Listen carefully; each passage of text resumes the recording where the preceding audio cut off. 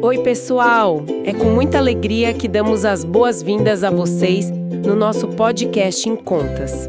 Já estamos no 5º episódio e seguimos firmes na missão de esclarecer tudo sobre as finanças partidárias e a prestação de contas à Justiça Eleitoral. Pois é, e mantemos nossa promessa. Nada de juridiquês complicado.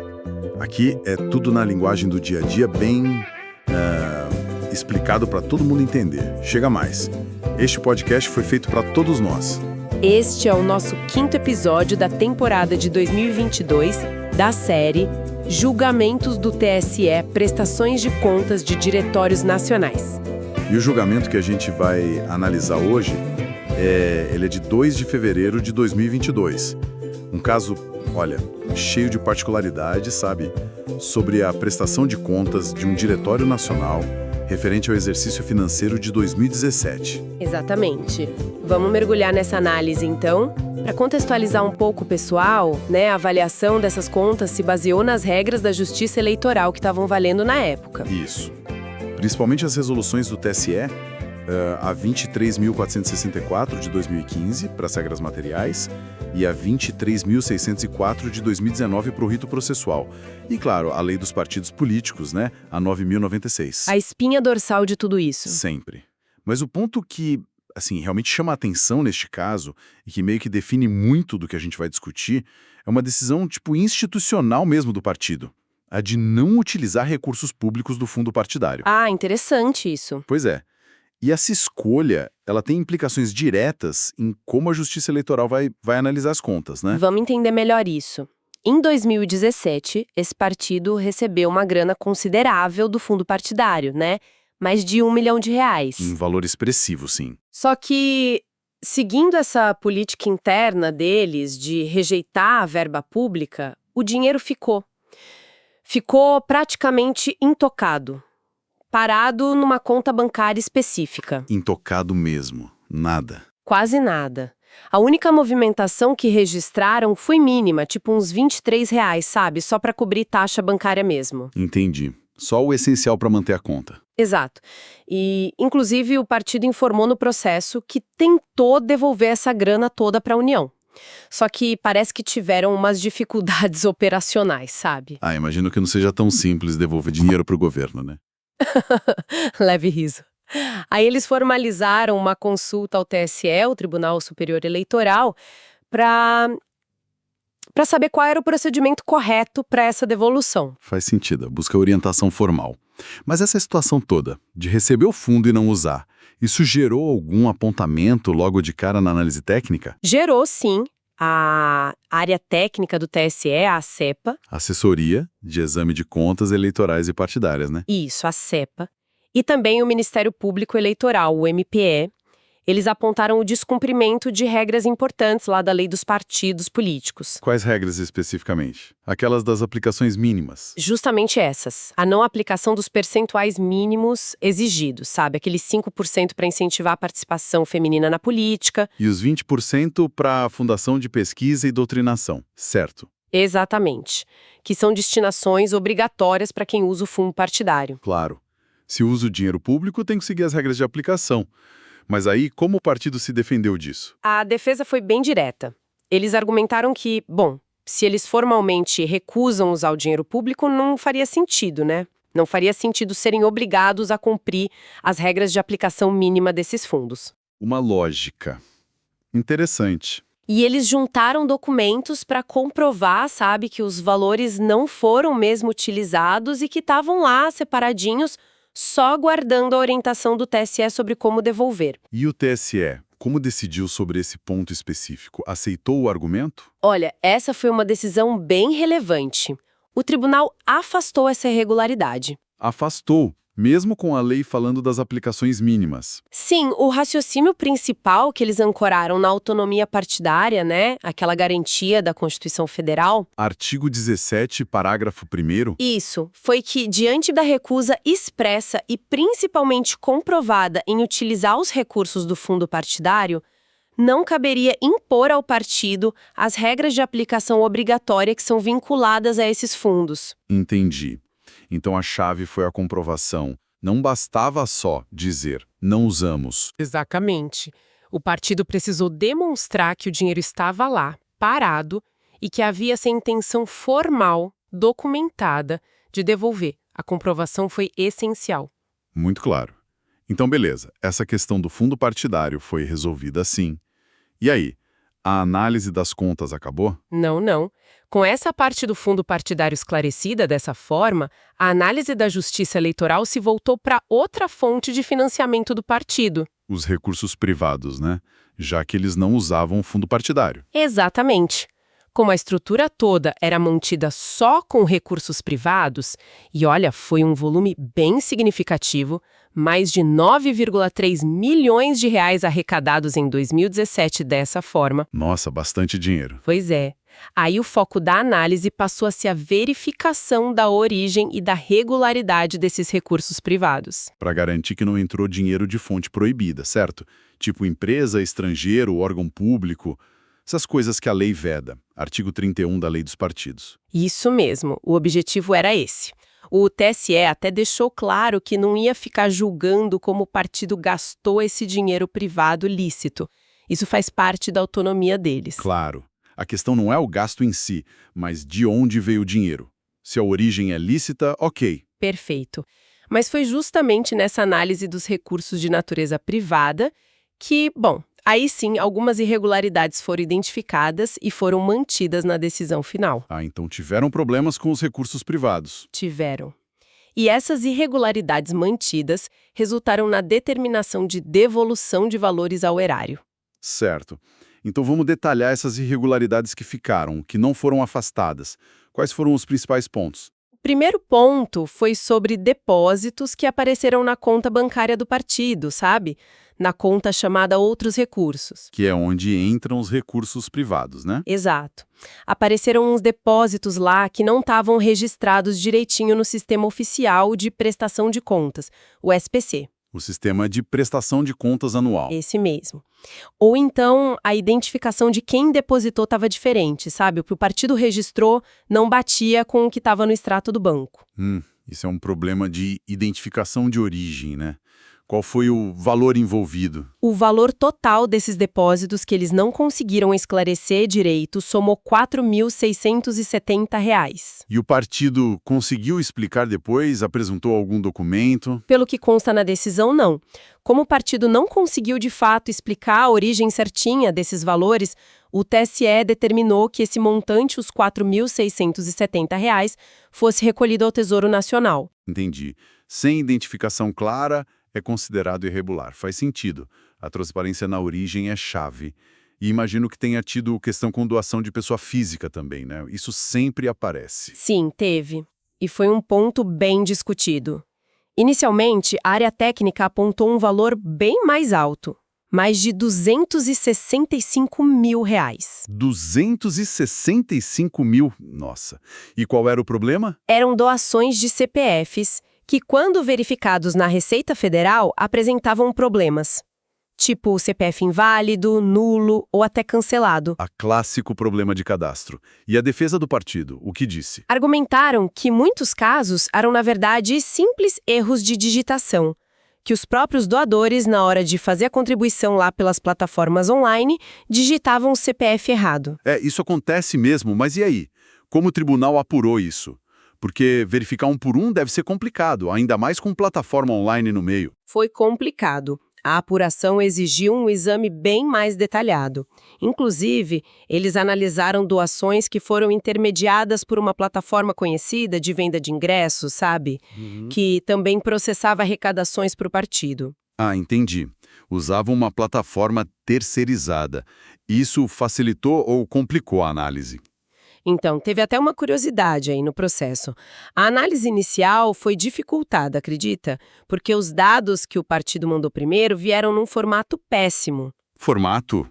Como assim? Era um arquivo PDF gigante com milhares de páginas e a fonte minúscula. O pessoal da área técnica deve ter sofrido para tentar decifrar aquilo. Leve riso. Imagino. Um PDF de milhares de páginas com letra miúda. Nossa, que desafio extra. Mas depois que superaram isso, que o partido mandou os dados direito, o que a análise mais aprofundada revelou? Bom, Depois que o partido reenviou os dados de forma organizada, né? E o TSE conseguiu cruzar as informações com as da plataforma intermediadora, aí chegaram algumas conclusões. Certo. Primeiro, um valor de R$ 11.403 foi considerado como recurso de origem não identificada, o famoso RONE. Rony, mesmo com as informações extras da plataforma, Mesmo assim, parece que não foi possível certificar a origem regular desses recursos específicos. Então, essa irregularidade de R$ 11.403 foi mantida. Rony é sempre um ponto crítico mesmo. Falta de identificação clara. E aqueles CPFs cancelados que você mencionou antes? Então, sobre os CPFs cancelados, teve também um valor menor, R$ 364, que foi mantido como irregular. Só R$ 364? E qual foi a questão específica aí? Eram doações de pessoas cujos CPFs tinham sido cancelados por falecimento. Só que a nuance aqui, e isso é interessante, é que o TSE considerou irregular só a parte referente a doadores cujo óbito aconteceu depois do exercício de 2017. Ah, entendi. Quer dizer, na data da doação, em 2017, o CPF da pessoa estava ativo, regular. Mas como foi cancelado depois por óbito, mesmo assim consideraram irregular. Exatamente. Parece que por uma questão formal ligada a esse cancelamento posterior do CPF, mesmo que a doação em si tenha ocorrido quando estava tudo certo, essa pequena quantia também foi mantida como irregular. Curioso esse critério do momento do cancelamento do CPF. Então, no final das contas, somando o Rony e essa questão dos CPFs cancelados depois de 2017, qual foi o total irregular apurado nas doações de pessoas físicas? O total irregular que foi mantido, referente a essas doações de pessoas físicas, somou R$ 11.767.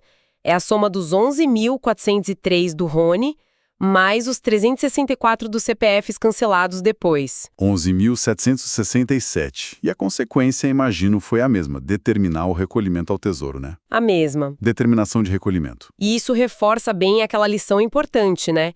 A responsabilidade, o ônus de comprovar a origem regular de cada centavo doado é inteiramente do partido. Bem destacado.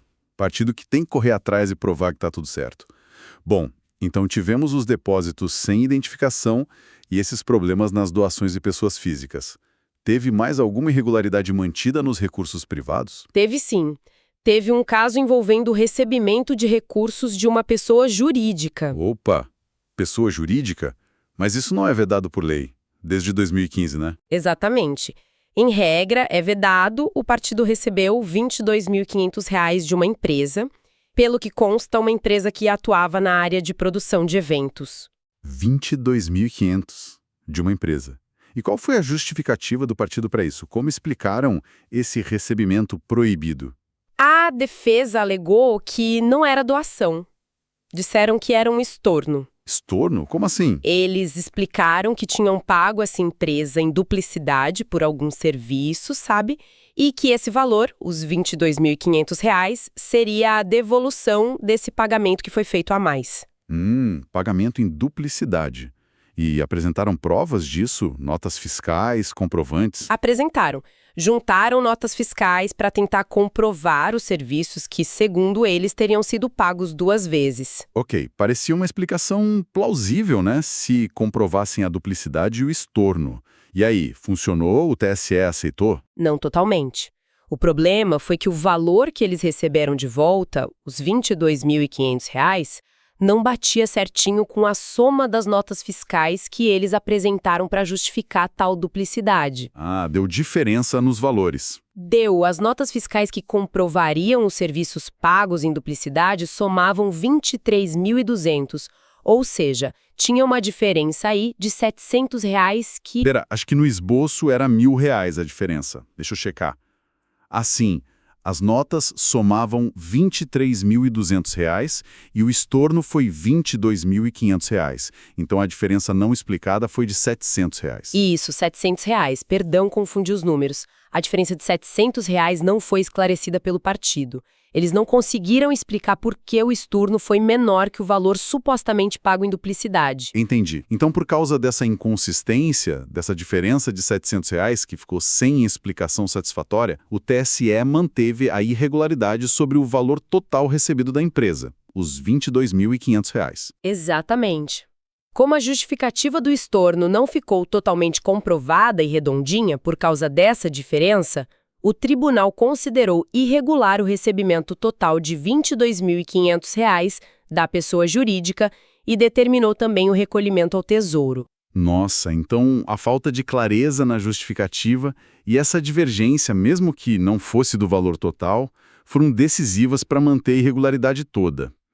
É um ponto de atenção importante. Com certeza. Mas olha, pelo que consta na decisão, nem todos os apontamentos iniciais sobre os recursos privados foram mantidos, viu? Teve bastante coisa que o partido conseguiu reverter. Ah, bom saber. É importante mostrar os dois lados, né? O que ficou irregular e o que foi esclarecido.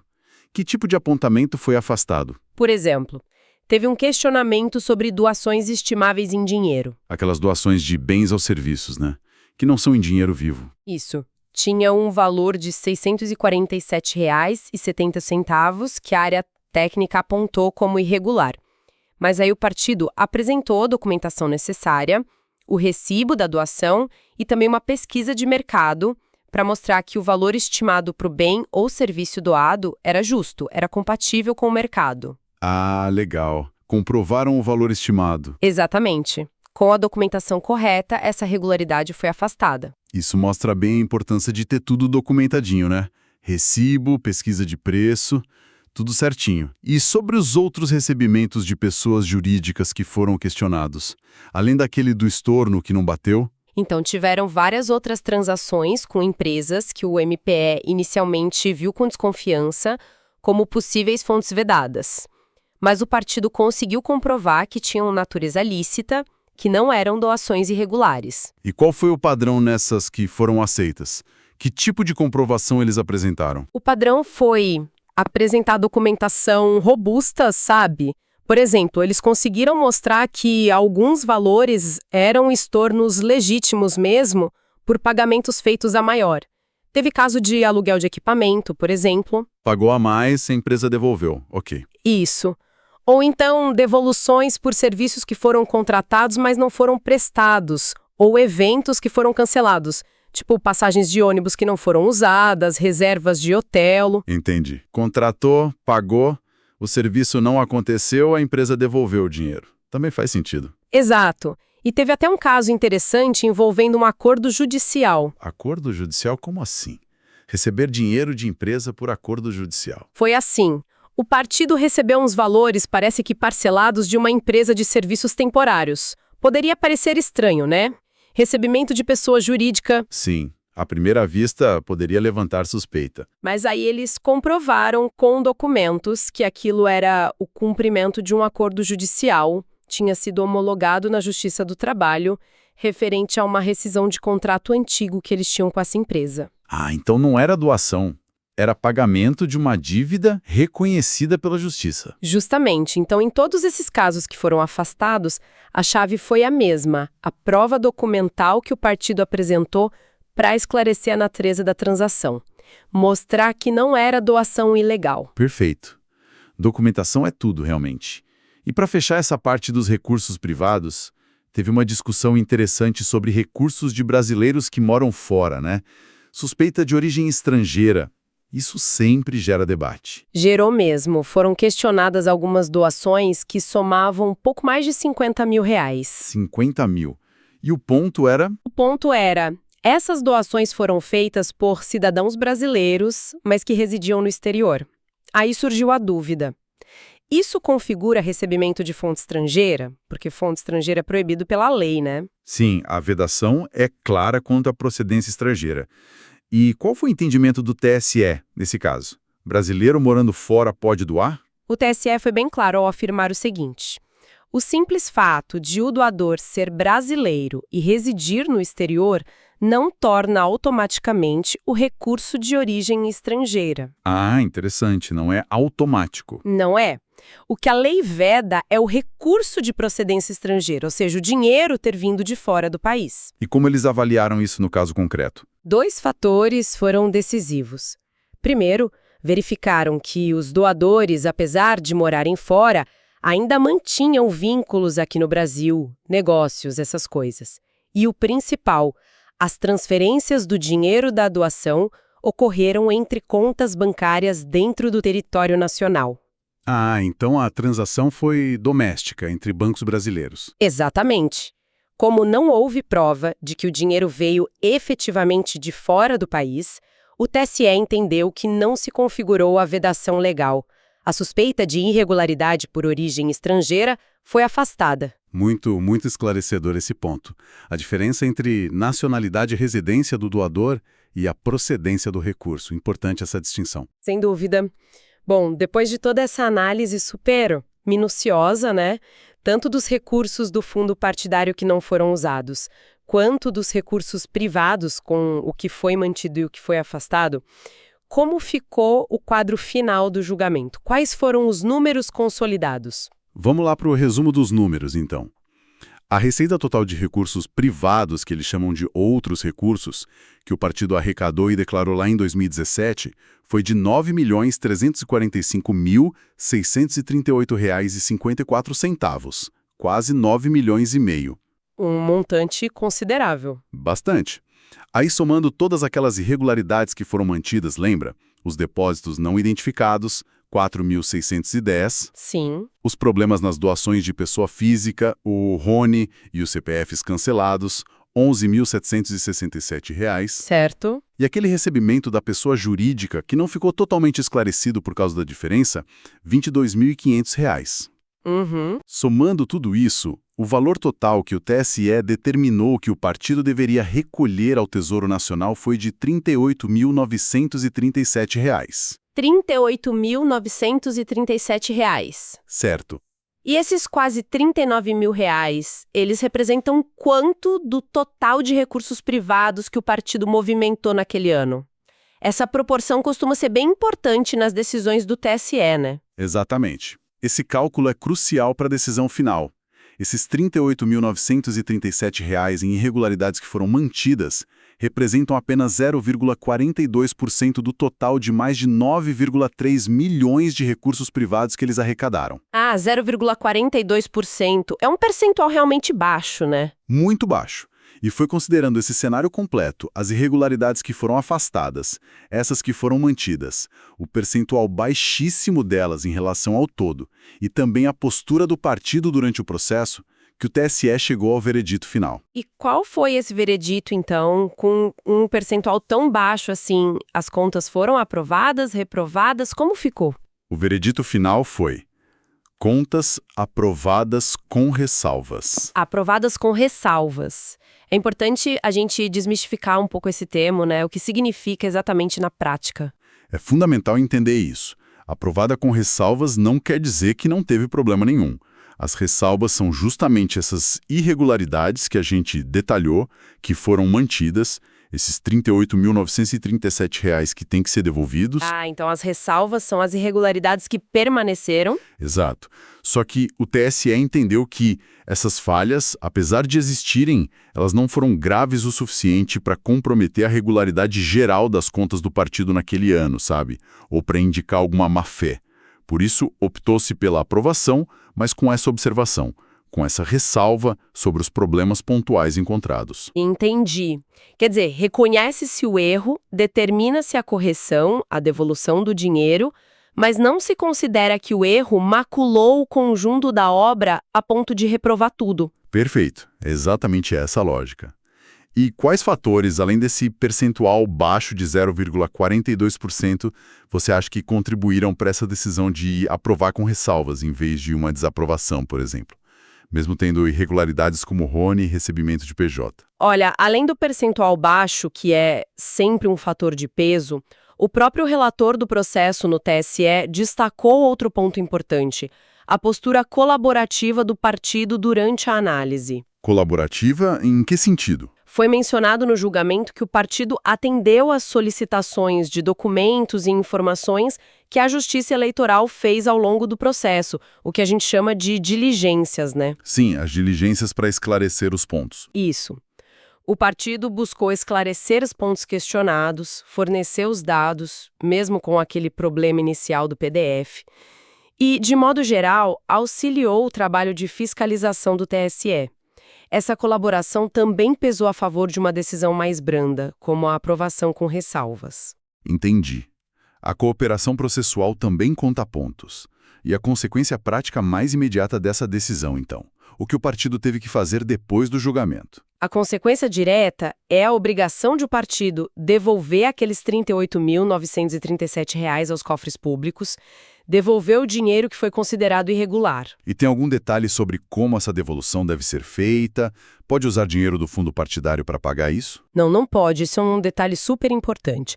Essa devolução tem que ser feita com recursos próprios atuais do partido, não pode usar dinheiro do fundo partidário, mesmo que o partido no futuro decidisse usar o fundo, para quitar essa pendência que veio de irregularidade em outros recursos. Ah, boa observação. Paga com dinheiro da mesma fonte, digamos assim. E como é feito o pagamento? O pagamento é feito via Guia de Recolhimento da União, a famosa GRU, que é basicamente o boleto para fazer pagamentos para o governo federal. E, claro, o valor precisa ser atualizado monetariamente até a data em que o pagamento for efetivamente realizado. Correção monetária, claro, para manter o valor real da quantia. Perfeito. Agora, pensando no nosso objetivo aqui, que é sempre tirar aprendizados desses casos, né? Quais seriam as grandes lições desse julgamento? O que ele ensina para quem lida com prestação de contas partidárias? Olha, acho que a primeira lição, e talvez a mais óbvia, mas sempre necessária de reforçar, é a necessidade absoluta de comprovação. A gente sempre fala muito sobre comprovar as despesas, né? Ter nota fiscal, contrato, prova de que o serviço foi realmente prestado ou o bem foi entregue e que aquilo tem relação com a atividade do partido. O famoso nexo causal.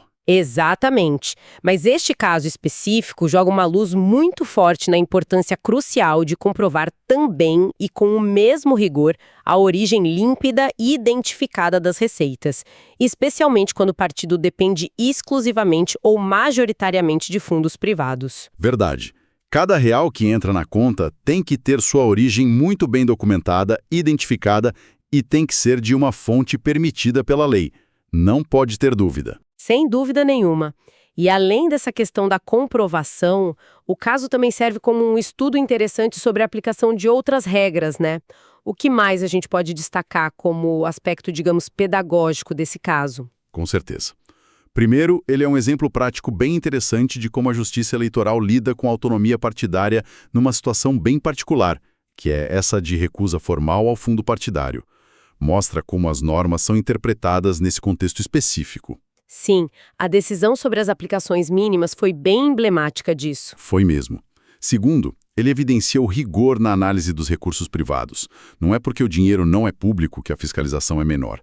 Pelo contrário, talvez até maior na questão da origem, especialmente na identificação dos doadores para combater o RONE, o recurso de origem não identificada. Verdade. O combate ao RONE foi claro ali. E terceiro, acho que expõem também os desafios que as novas formas de arrecadação trazem, como as plataformas digitais, vaquinhas online, etc.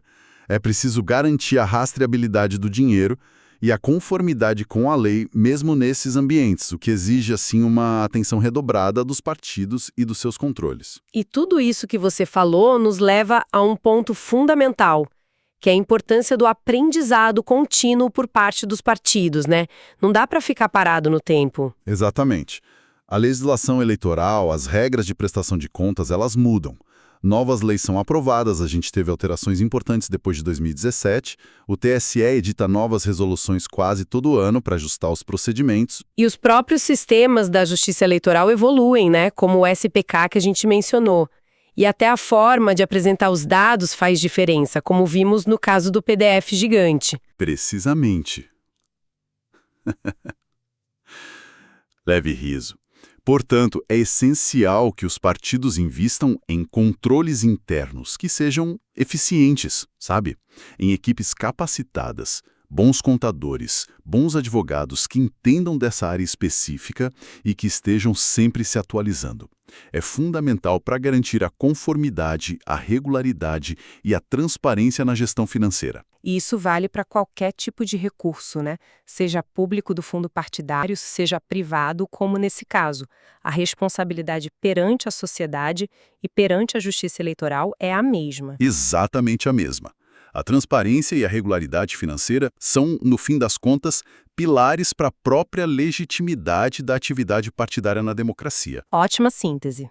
Casos como este, com todas as suas particularidades, a recusa do fundo, o foco no privado, as plataformas digitais, as nuances da comprovação, nos ajudam demais a entender melhor como esses princípios todos são aplicados na prática pela Justiça Eleitoral. Com certeza. E fica a reflexão, né? Num cenário onde a gente vê cada vez mais a digitalização das doações, as transações financeiras ficando mais complexas. Como é que a Justiça Eleitoral e os próprios partidos podem continuar aprimorando seus mecanismos para garantir ao mesmo tempo a transparência que a sociedade exige e a viabilidade da participação financeira na política, que também é importante? Um equilíbrio delicado. É isso aí, galera. Chegamos ao fim de mais um episódio. E vocês, o que acharam? Adoramos receber o retorno de vocês. Deixem suas impressões nos comentários. Nosso objetivo é sempre agregar conhecimento e valor sobre esses assuntos fundamentais.